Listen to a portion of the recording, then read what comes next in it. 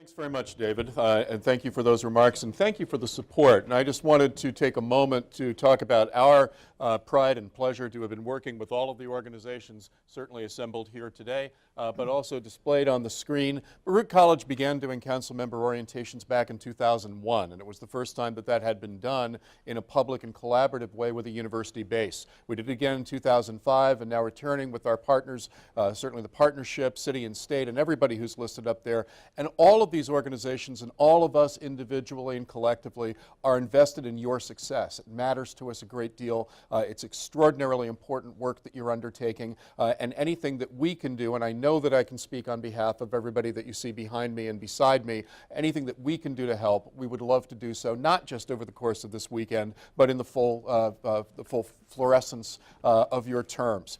So this last panel today is a panel on two very, very broad topics, on social welfare policy and on cultural policy, cultural activity here in the city. The panel is heavily tilted toward the social welfare side, but one thing that unites all of these organizations is that they are all nonprofit organizations. And it's important to understand this sector not only because you may be making decisions about member items, but certainly because you'll be making decisions about policy, and these are the people, by and large, who deliver services for this city.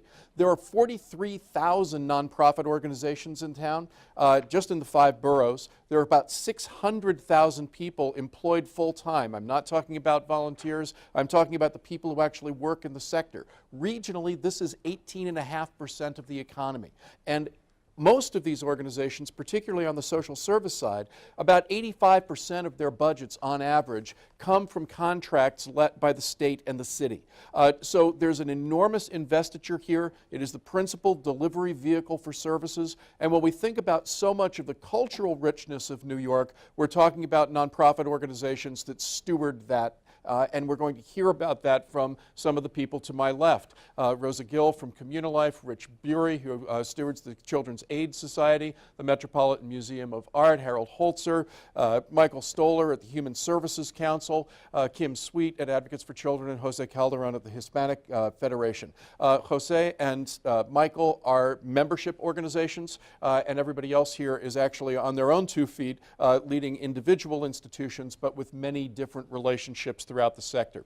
So I'd like to start just by getting a very quick overview from each of you on 2 major issues. Number one, what are you most concerned that incoming council members understand about the work that you do and the sector that you represent? That's number one. And number two, how can members of the council be most helpful in making your organizations and the literally millions of New Yorkers that you serve more successful? And Rosa, why don't we start with you?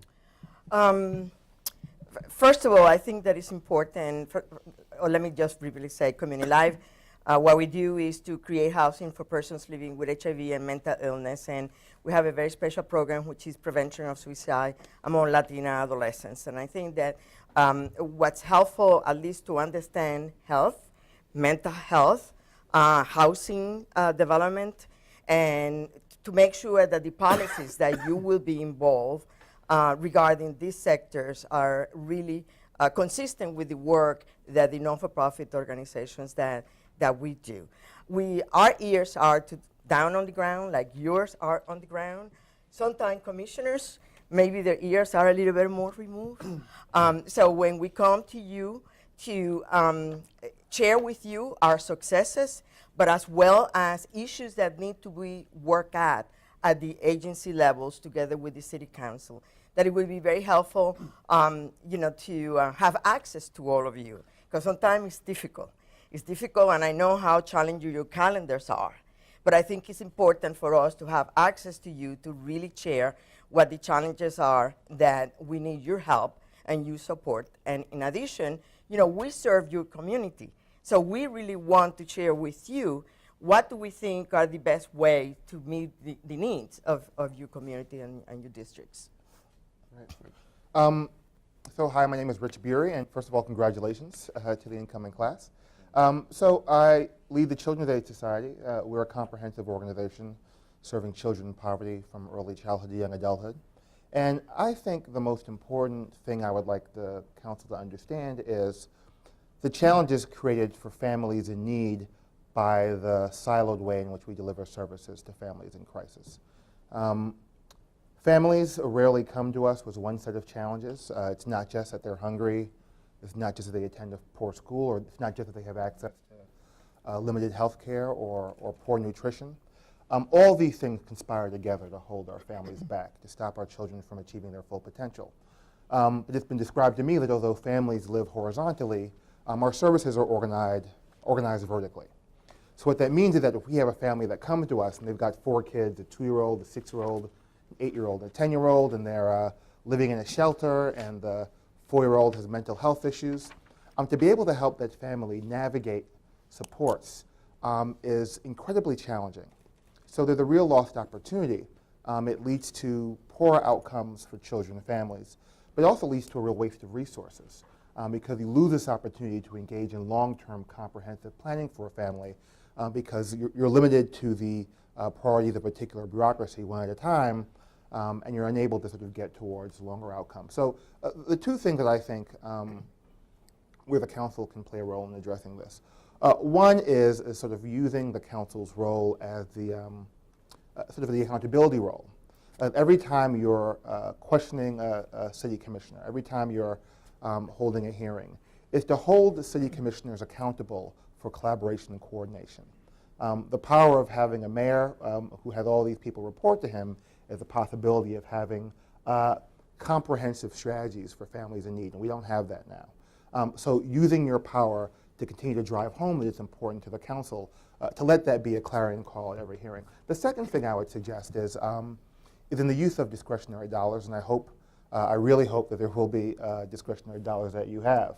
But using discretionary dollars in a coordinated, strategic way. That is, rather than giving a bunch of $5,000 grants to a bunch of nonprofits in your district, to really think comprehensively about what your district's needs are, and to really use those resources in support of a comprehensive strategy for families in your community. Because you have a real power to lead by example, to coordinate, to convene, to say, as a community, let's develop a strategy for our district. And even though the discretionary dollars are relatively small in the scheme of things, it can be extremely impactful in terms of leveraging additional strategies and additional support.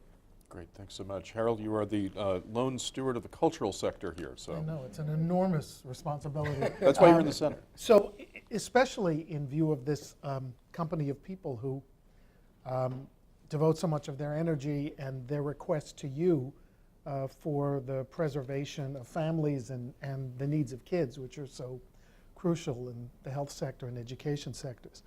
I guess my responsibility is to offer the message and the hope that in the times that we face, which are probably going to be pretty tough for your first year in the budget world, that you remember that the culture world in this city plays a crucial role in nurturing the spirit and the mind of our kids and adults in our community. And they've been constructed, particularly the 33 members of the so-called cultural institutions group, that are institutions of different sizes and different specialties, from art museums like mine to zoos, to Brooklyn Academy of Music, performing arts institutions, all of whom share the common trait of occupying city-owned property, and thus creating a partnership that's based on both private and public support. In the Met's case, the city is a crucial part of a very large budget, but a crucial 10% of that budget, both for energy subsidy and for operating support. So what do we offer you and your districts in return for your attention in this very challenging time? And the answer is, and I was just looking at some of my notes before lunch, we have hundreds of kids referred by the Children's Aid Society who come every year for the rare, for them, sadly, opportunity to visit an art museum, to have guided tours, and to meet with teachers. People with all sorts of special needs, from the hearing and visually impaired to Alzheimer's patients, are constantly coming to the Metropolitan. The Met welcomes 80,000 New York City school children every year at no cost, and I think we may be the last institution in town that doesn't charge for the New York City school kids, who can either come for guided tours or self-guided tours with their teachers. So I think, you know, as you confront your first years of budget challenges, we would invite you to think about the services we all perform for kids, for adults, for teachers, to create educational curricula for schools. And one more thing, and then I'll pass it down the aisle. And that is that we do have this extra role that we play in town that makes us, I like to say, this is based on my years as a political press secretary. I wish I could have horned in on that last discussion, but I'll do private consulting on that later. The arts institutions in this city are really, potentially for all of you, part of the solution and not part of the problem. We have a very difficult budget dance that we play every year. The mayor cuts, the council restores. The mayor cuts the next year, it looks terrible, it looks horrible, we're going to all sink. The council restores. I mean, it sort of works out. It keeps consultants and lobbyists really busy and doing well, but there has to be a better way to do this. And when I say it's part of the solution, I mean that we're talking about 20 million visitors a year who are coming into town to see the cultural institutions. And in the new scheme of things, it doesn't take a new mayor with a multi-borough outlook to give this message out. They are going to all the boroughs to experience these things. They're going to the Bronx, they're going to Queens, they're going to Brooklyn and Manhattan.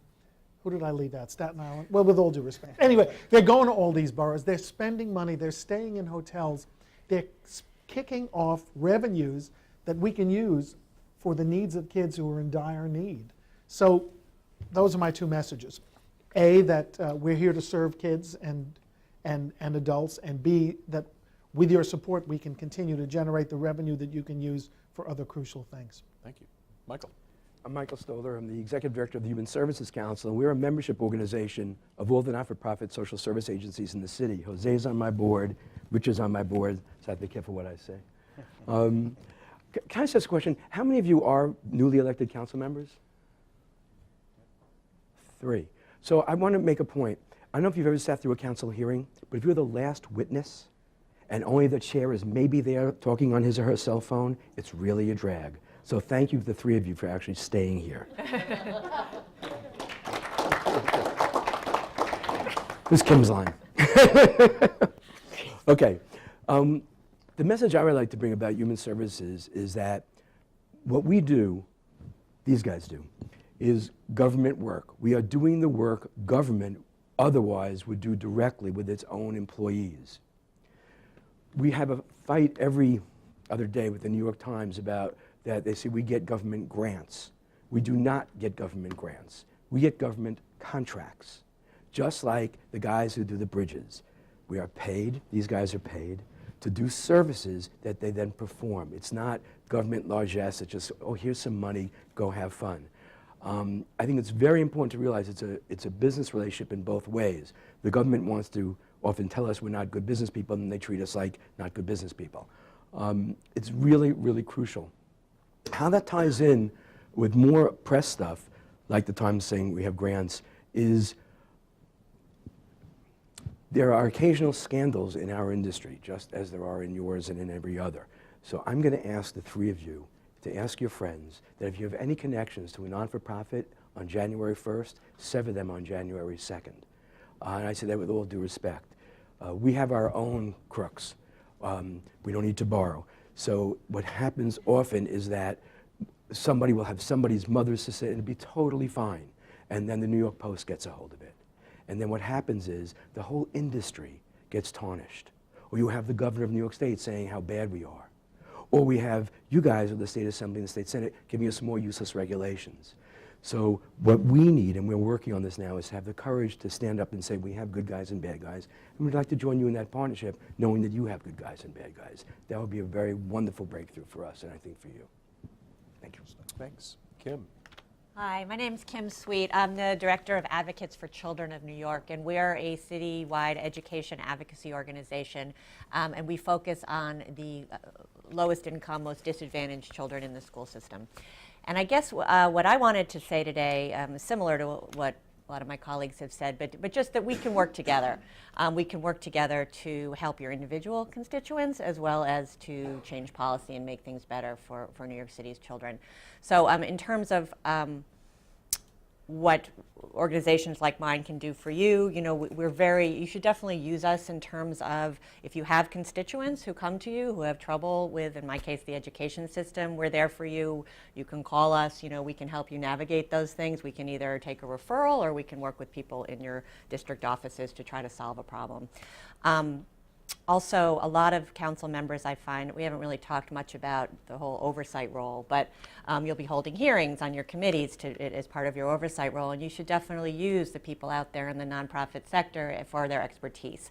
We find it really useful when council members call us before a hearing and say, what should I ask? What do you think are the most crucial things? Because as Mike alluded to, by the time we actually get to talk at these hearings, you're all gone. So it's wonderful if we can talk to you before the hearings and try to tell you, this is what the commissioner is going to say and this is what you should ask back. So use us for that. I think you'll find us a really valuable resource.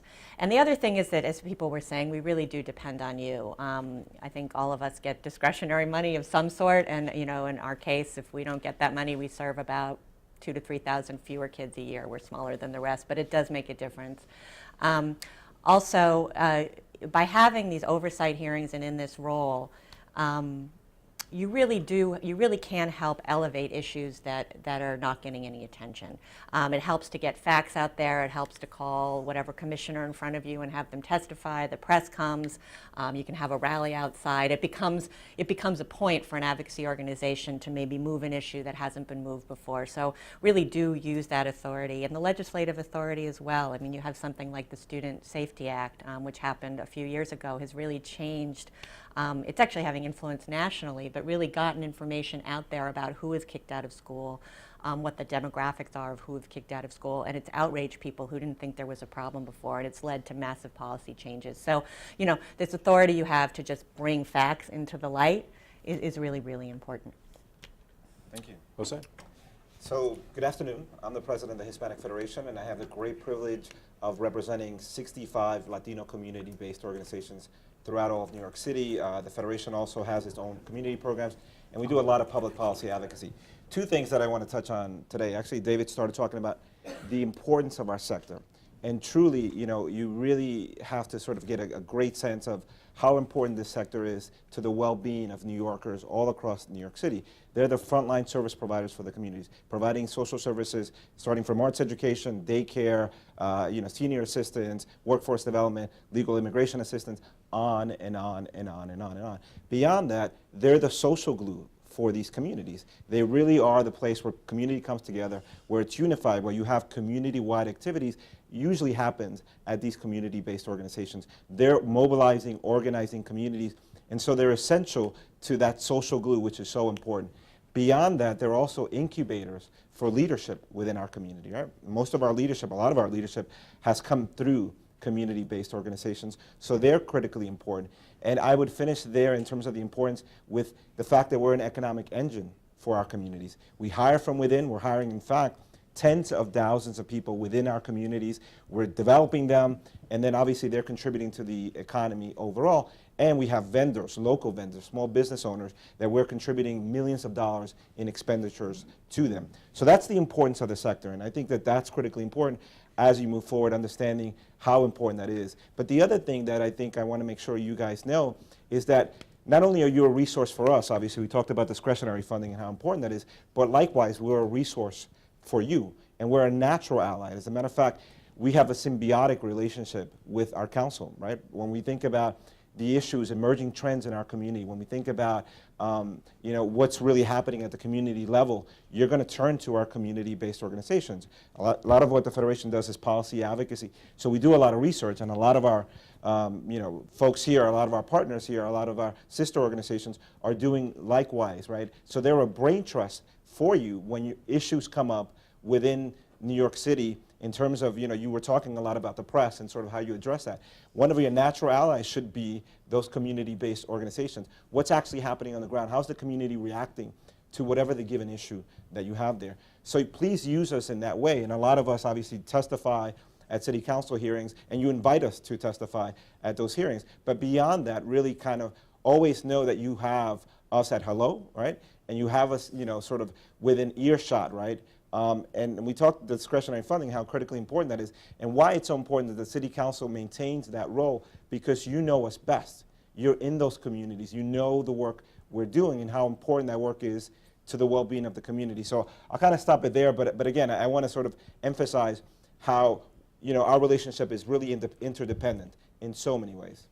Can I add, we talk on and off the record.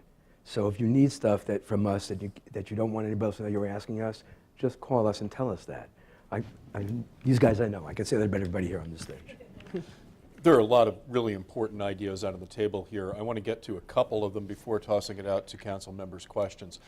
Rich raised this issue of horizontal problems but vertical approaches to resolving those problems. And I think that we can see that not only as a difficulty in some of the arenas represented here, but it's a problem of government. The Bloomberg administration issued at least one effort to try to address that in appointing a deputy mayor for health and human services. I wonder if, you know, whether reflecting on that innovation, which we don't know exactly what the structure is going to be in the incoming administration, how can the council be helpful in trying to address this tension between horizontal problems and vertical solutions? Great question. Yeah. You go. Okay.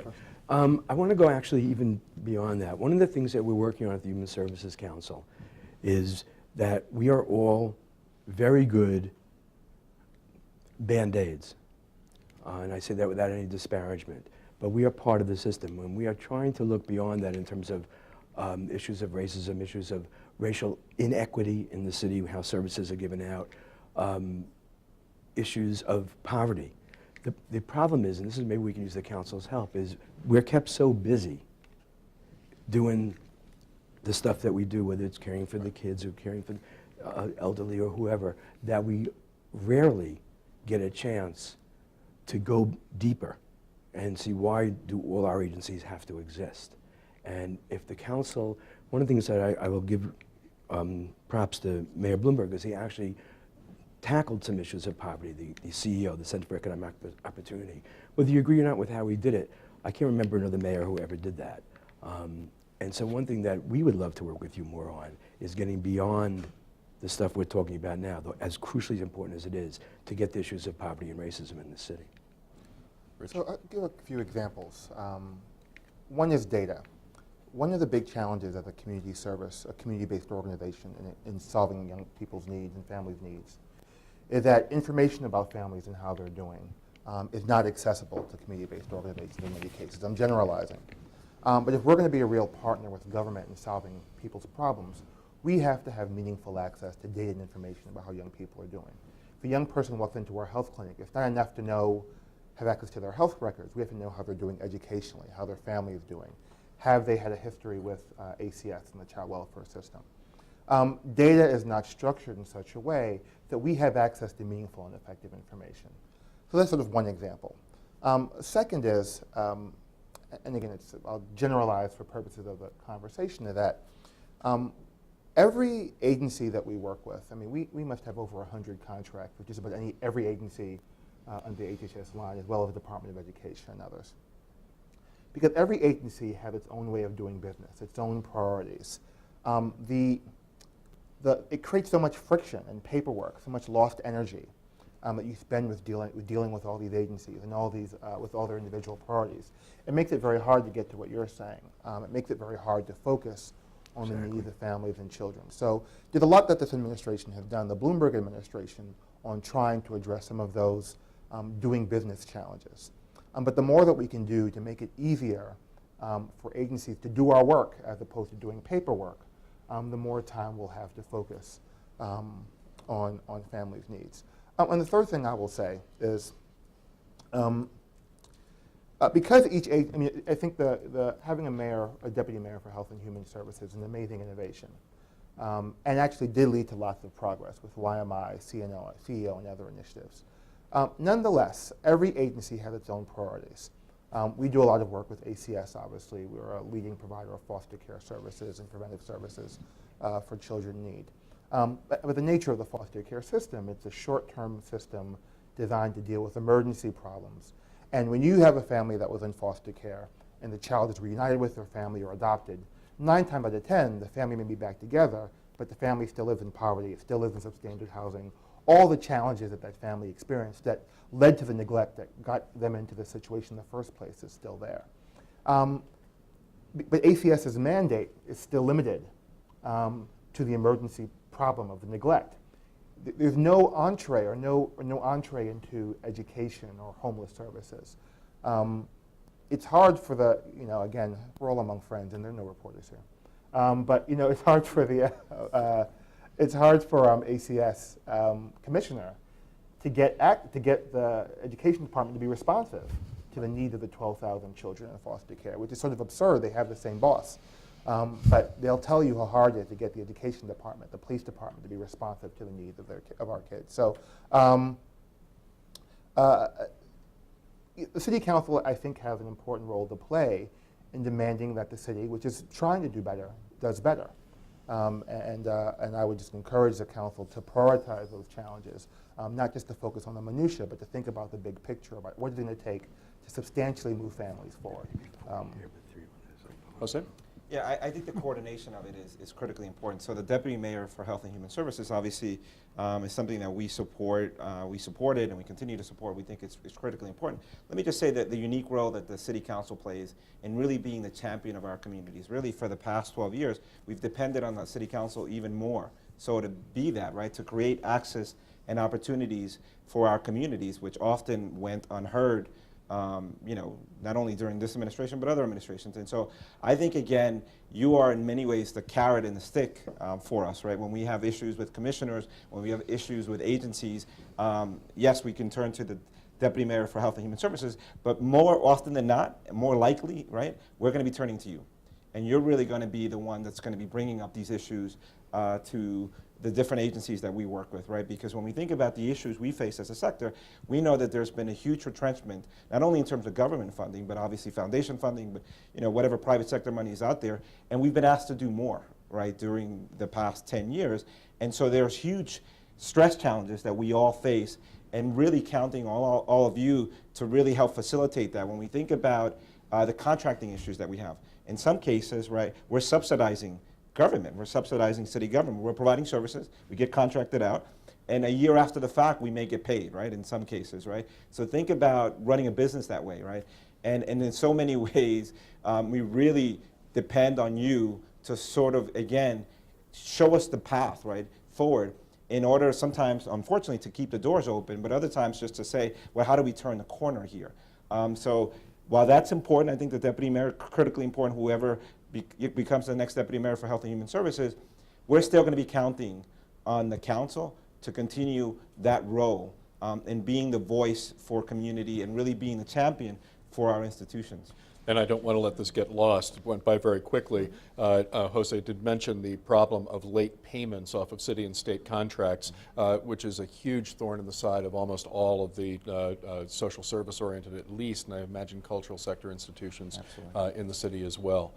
Kim, and then I'd like to go out to a question. Just one brief and sort of just pragmatic point on that in terms of a practical suggestion. I think in your oversight role, when you have joint committee hearings, it sometimes can help when you have more than one commissioner come in to testify together. You can sometimes help facilitate the kind of dialogue that should be happening between them that doesn't normally happen. So if you only call in education to talk about kids in foster care, you're missing the chance for ACS to also be at the table, or other agencies as well, Health and Human Services, things like that. So I think I would think about creative ways to exercise your oversight authority that isn't quite as siloed as it might seem.